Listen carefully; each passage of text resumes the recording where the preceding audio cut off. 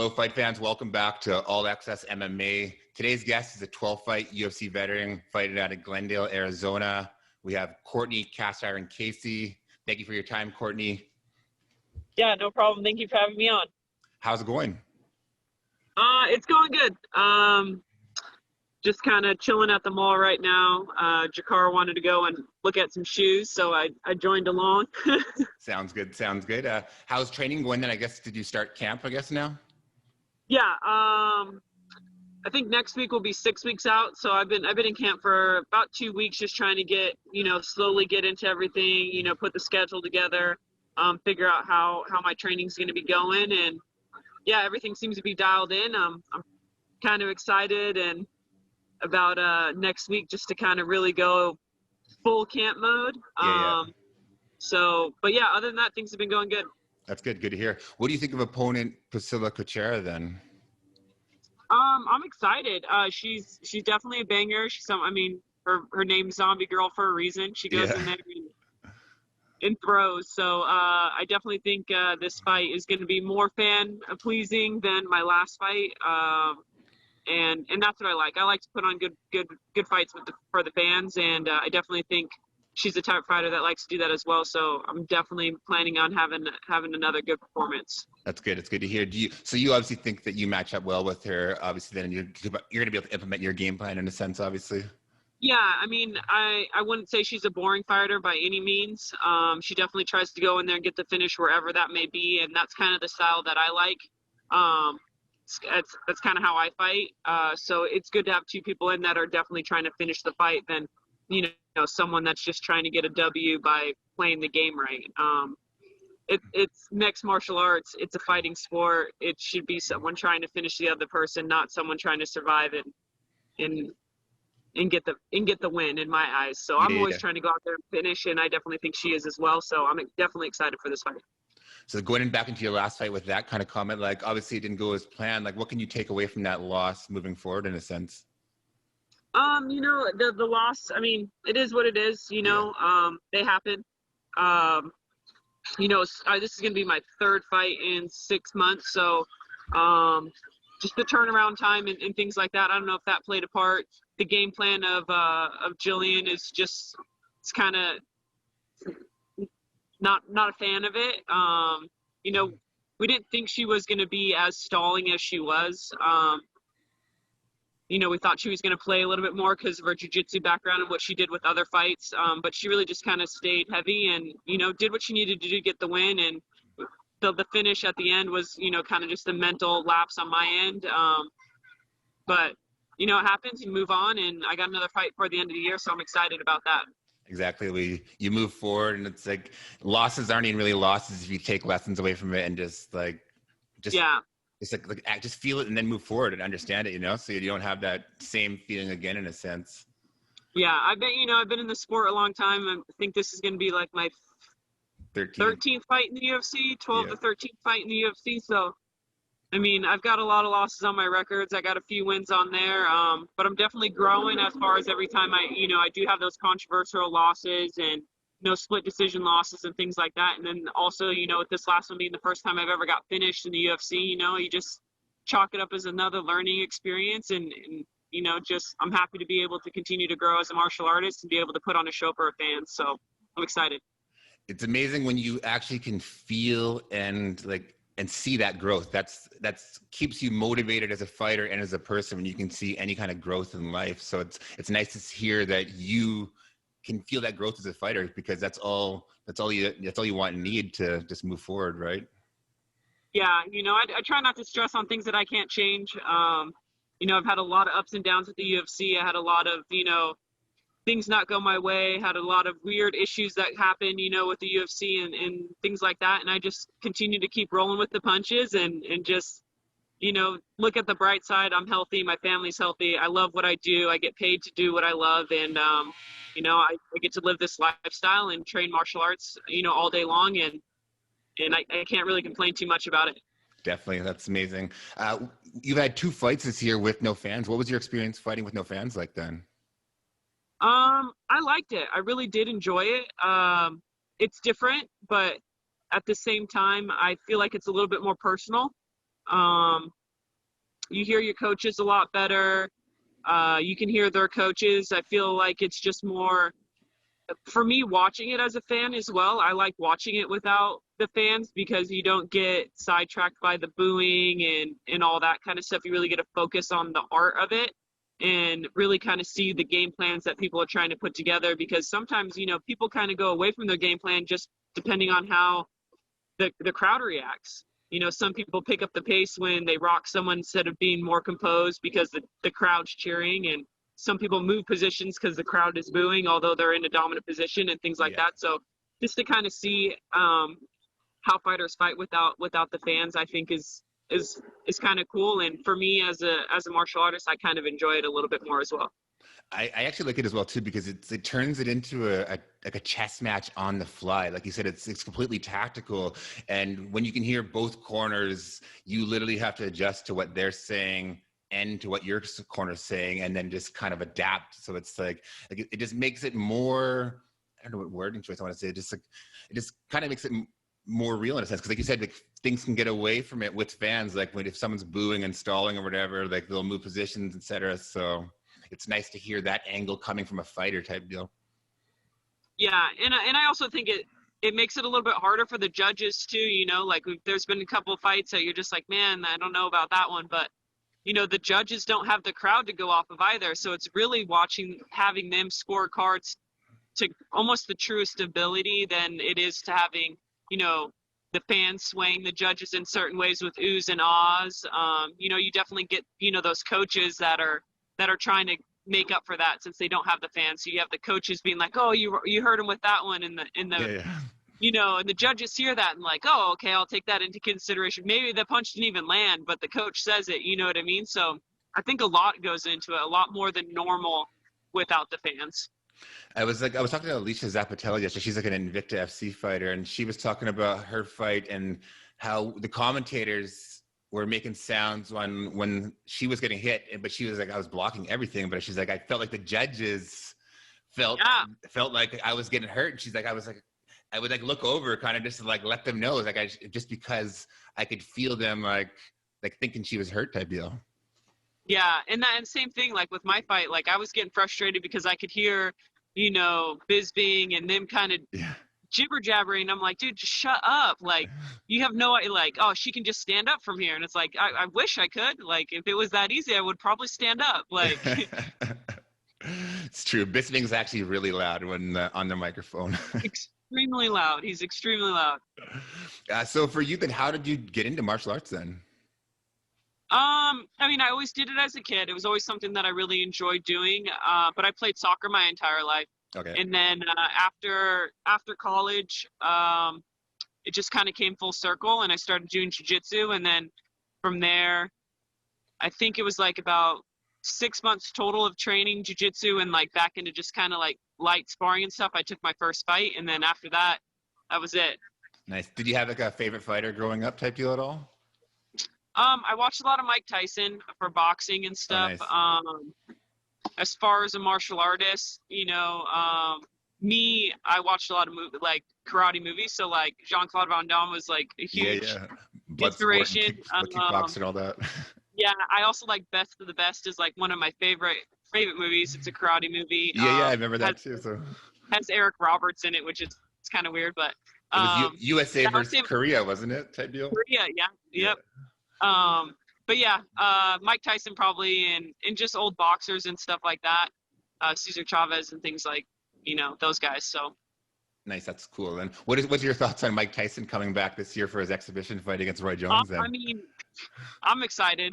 I'm gonna buy it. That's for sure. Right? Like it's like everyone, like some people question it and they're controversial. It's like, but he wouldn't come back if he couldn't. And like, even just seeing like homie has one of the hardest hits all time. You don't just lose that power. You know what I mean? You don't lose that. You don't. No. Like, and especially like people say like old man strength type deal. Well, if he's 50 now or whatever, like that's like he's at that pinnacle strength stage. That's old man strength. Yeah. So for you now, like you're a 12-fight UFC veteran. What does it mean to you to be a UFC fighter in the biggest promotion in the world, in a sense? I'm just happy about it. You know, I've kind of been I would like to say that I've always kind of been in good graces with the UFC. You know, I've never turned down fights. I've always, you know, I always go out there and try to put on a show for the fans. I have three bonuses, performance bonuses. You know, like I said, my record's not the best, but I've also fought the top girls in 115-pound division, and then also, you know, my first fight as a 125er. After that fight, I got ranked.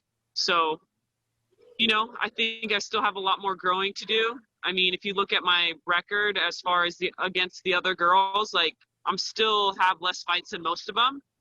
So I feel like I'm still growing as far as a martial artist and an MMA fighter, I guess you can say. Like all my ring time and all my cage experience and octagon experience has been in the UFC, where a lot of these other girls had a lot of experience in other, you know, organizations. And, you know, I'm happy to be growing against the best girls in the world. That's the thing too. Like you came into the UFC early into your career too, like you said, where some of those girls had 20 fights in an Invicta type deal before they came over, right? Fighting all that same caliber opponents. So it's like records can be deceiving in a sense, but really I don't take too much into records, because it's like as long as you can see that growth every single fight, like you're a new fighter every single time, and you personally can feel that growth. So that's all that matters, right? Yeah, no, it's true. It's true. I mean, like, cage time's cage time. And then when you get in cage time against, you know, the highest level of girls, you know, from the early of their careers, you know, when they were going through the Invicta stages and all that, when, you know, UFC wasn't even really an option for the women. Yeah. And now it is, you know what I mean? Like, those girls just continue to grow with each fight. You know, Watterson has so many fights, you know. All the girls that I fought, I was just like, man. Angela Hill too. Like you beat Angela Hill, and she has a ton of fights too. You have a lot of fights. So I think I was like 5-1 when I went into the UFC, or 5 and maybe 6-2, maybe, I don't know. It was very small record compared to the girls that I was fighting. So. So fighting is obviously a very physical sport, but would you say that the mental side is at least equal or more important? I would say it's equal, if not the most important. I mean, it's hard. Like, you don't know when you're going to have another paycheck. You don't know when you're going to fight again. You don't know. I mean, you could be on a 4-fight winning streak and still get cut, you know? Not that it happens often, but it can.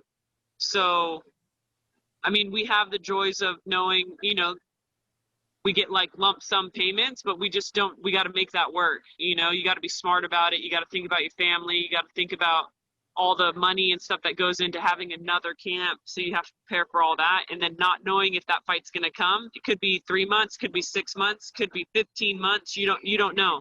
Yeah. So, those what ifs definitely, you know, you gotta stay sharp, continue to be in the gym, you know, train right, push yourself when you need to be pushed, and then also pull back a little bit. You know, you can't, I mean, we fight each other for a living every single day, and you can't do that.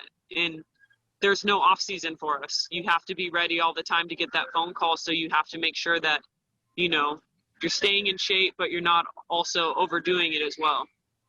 And like that's a good point too. Like when you're not training per se, that's when you really have to work on that mental game too, and just like be able to step back and know when to take time off, when your body needs rest and things like that too. Because I feel when you're younger, you just had that like ego mindset, like, oh, I can push through everything too. But then as you get older and like wiser into the sport, you understand like, oh, like yeah, if I need to take a week off or a month off or 2 months off after my fight type deal, then so be it, right? Yeah. No, yeah, it's definitely different. It's a different kind of lifestyle. I don't feel like a lot of people understand like what we do as fighters and what we go through.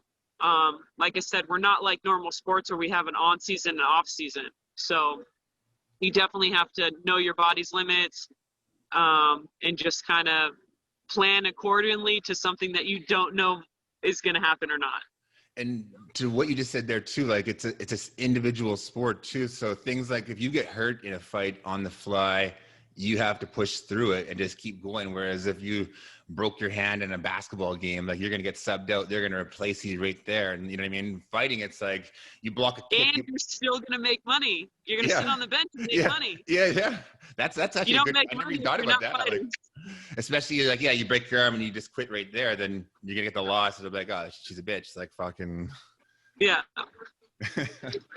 So for yourself personally, then what kind of things do you practice to like keep yourself grounded or like connect with yourself stuff? Do you do like meditation and yoga or like manifestation, visualizations, things like that, or just kind of like I spend a lot of time with my family. That's a huge thing too. So that's just what I do. I mean, I don't go on like spiritual adventures or anything like that. You know, I go to the park with my son or hang out with my nephews and hang out with my mom, my dad, my sister, and things like that.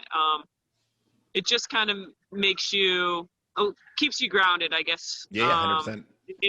And they kind of understand the lifestyle as well, so it's nice. And then also having, you know, Jakar in my life and his family, you know, they're all athletes and things like that. So it's a good kind of mix and balance of being able to relax, but them also understand that you just can't go out and, you know, eat a whole bunch of food and drink and party and do all that and then expect to go back to work the next day and train. Well, it's nice having like Jakar in your life too, someone who's on that same shift mentally in a sense. You know what I mean? That same focus. It's like, and you guys can motivate each other. Yeah, it's a lot of fun. I guess it's a constant competition, which is fun. It's definitely interesting having him in the house this long. I mean, like I said, we're going on 3 fights right now for me, and he hasn't fought because he had shoulder surgery. So he's having to go through all my camps with me, and he'll start getting on the diet too, and then he'll be like, oh, it gets an off day, and I'm like, oh, it must be nice to have an off day. Like, but yeah, it's fun. Mentally. Yeah. Have you ever had any kind of crazy injuries happen in a fight type deal, or gone into a fight or injury from camp? Pretty much every fight, I ended up hurting my hand in some shape or form. My hands are pretty messed up. But other than that, I mean, no real like crazy injuries. You know, torn shoulders here and there, a lot of jammed fingers, rolled ankles, you know, a lot of blood clots in your shins and the normal bumps and bruises, but nothing too crazy where I was out for a long time. My last injury, I ended up breaking my leg, but I came back too early, so I had to stay out even longer than planned. But that's just, you know, you end up getting a fight offer and you take it thinking that you're ready, and then you're not. So you set yourself back a little bit. But other than that, I've been pretty lucky as far as injuries go. That's good to hear. Then you're a 12-fight UFC veteran, living your dream. What advice do you have for anyone who is who's chasing their dreams that may have some doubts? You got to enjoy the ride for what it is. I mean, it's not always going to be cupcakes and rainbows. There's definitely going to be some ups and downs. It's a roller coaster. I mean, it really is a roller coaster, not only physically, but mentally. And you got to enjoy the ride. And if you're not enjoying the ride, then you might as well get off. And that's all I can say. If you're not enjoying what you're doing and you don't want to go through those ups and downs to get to the cupcakes and rainbows, then don't even hop on the ride. Don't put yourself through that. You have to be mentally strong and know that you have to, you know, push through all those things that are going to be thrown at you. And there's light at the end of the tunnel, but you got to be willing to take the ride to it. Definitely. That's like a huge thing. I feel like it's one thing to like visualize what you want or like have goals of what you want to do, but that's the most important thing is to fucking do it, you know? So pardon my swearing there. Is it okay if I ask you some fighter predictions for some fights coming up?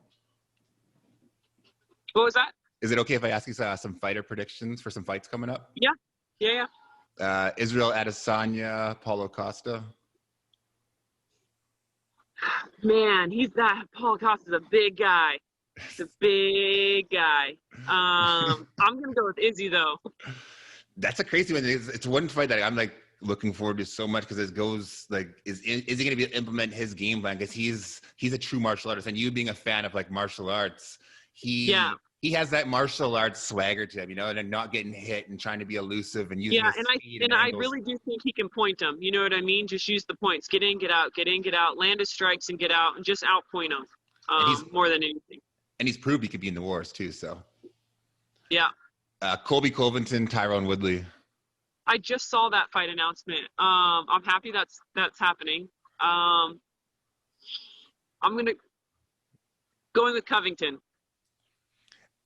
Khabib, Justin Gaethje. Khabib and man, I love Gaethje. I'm going to go with Gaethje for the mere fact that I want to put all the positive vibes his way. I like that. I like that answer because I truly believe in energy. You know what I mean? So when you put things out there, things happen. You know, if you have a negative mindset, you're going to attract negativity. So shout out to you for putting some good energy towards Justin Gaethje for this fight. And then lastly, Holly Holm and Irene Aldana. Oh, I'm going to go with Holly Holm. Okay. So yeah, thank you for coming on today. If you have anything that you want to say to any kind of friends, family, sponsors, whoever before you go, all good. If not, thank you for your time. I just want to do a shout out to 8 Man Strong for always being with me, Zebra Mats for making sure that I have a training facility during all this craziness.